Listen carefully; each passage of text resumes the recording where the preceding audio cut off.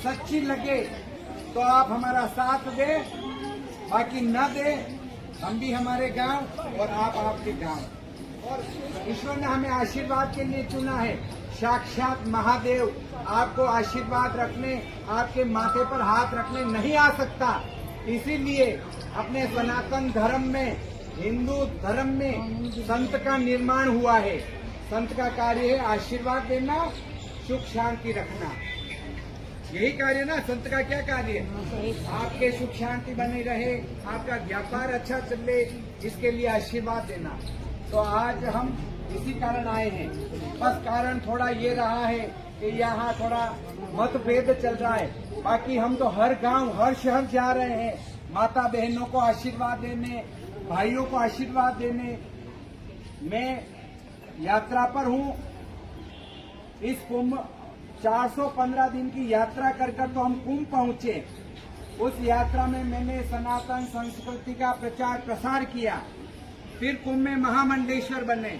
फिर हमने सोचा महामंडलेश्वर तो बन गए, पर अब करें क्या? तो ईश्वर ने दिमाग में ख्याल दिया कि अपना जीवन सनातन के नाम, अपना जीवन इस भारत की संस्कृति के नाम, अपना ये जीवन अपनी भाई और बहनों माताओं के नाम, बोलो सत्य तो यात्रा के हमारे मुख्य उद्देश्य थे नशा मुक्ति को लेकर कि भारत में नशा बहुत बढ़ गया है, हमारे राजस्थान में नशा बहुत बढ़ गया है। तो हम गांव-गांव जाकर अलग जगाए कि नशा नाश की जड़ है, इसका किसी का कोई फायदा नहीं हुआ है। तो हम गांव-गांव जाकर अलग जगा रहे हैं। दूसरा कार्य है कि मेरा देश हिंदू राष्ट्र बने।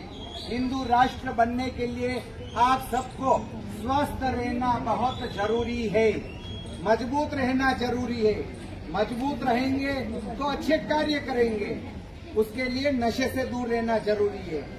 तीसरा कार्य महिलाओं को लेकर, महिलाओं का एक बेटी का जन्म होता है तब अपन कहते हैं कि देवी का जन्म हुआ है।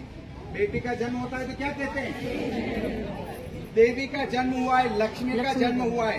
पर एक पुरुष का जन्म होता है तो कोई नहीं कहता कि राम का जन्म हुआ है, क्योंकि पुरुष को राम बनने के लिए बड़ी कठिन तपस्याएं और सच्चे मार्ग पर चलना पड़ता है, तब भी वो महापुरुष बनता है। ये सत्य बात है ना।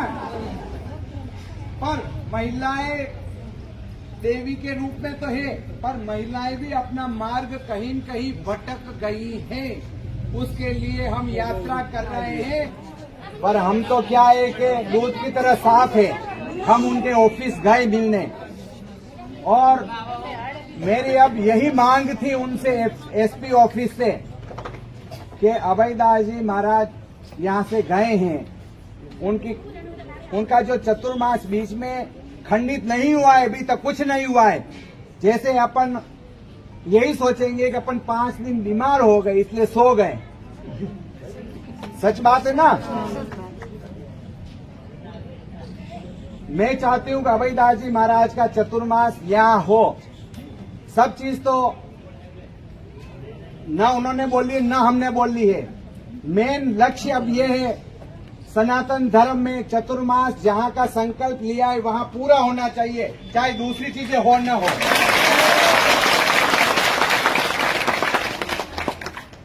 अपन को अब शांति बन, मैं झालोर में ही हूँ, जब तक मामला पूरा नहीं निपटेगा मैं कोई झगड़ा नहीं होने दूंगी। और नहीं तो अपन झगड़ेंगे किसी पक्ष से, नहीं वो अपन से झगड़ेंगे। और मैं भी यही हूँ, क्योंकि हम भी संकल्प लेके आए हैं कि मेरे झालोर में सुख शांति बनी रहे। वो कौन सा पक्ष है जिन्होंने रखती है, उतना चतुर्मास मायने रखता है।